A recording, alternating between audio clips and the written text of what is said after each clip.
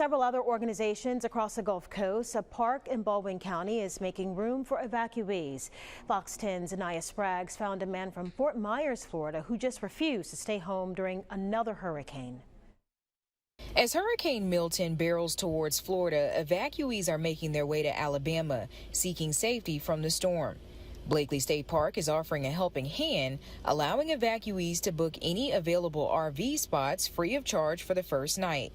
There may be some spaces that we can put you in that are not regular RV spots if you need it, and that's already happened where we're taking one evacuee, letting him stay a night or two, and then we're shifting him over to a place we normally don't put RVs just because we've got the space available.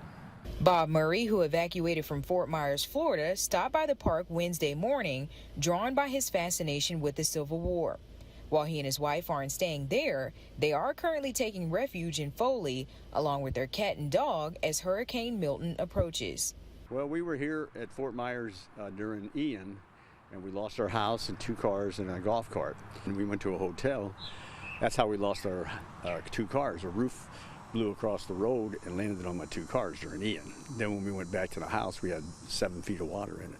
Murray says he and his wife also chose to ride out the storm during Hurricane Helene, but refused to take any chances with Hurricane Milton.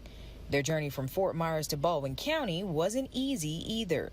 Well, it took us 12 hours and 45 minutes to go from Fort Myers to Lake City. That's only 300 miles. But making it from Lake City to Foley, which is about 320 miles, we didn't have any trouble. But Highway 75 was unbelievable, unbelievable. Anaya Spraggs, Fox 10 News.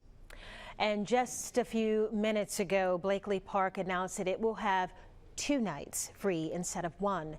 So anyone interested in reserving a spot at Blakely State Park can call the telephone number you see there on your screen.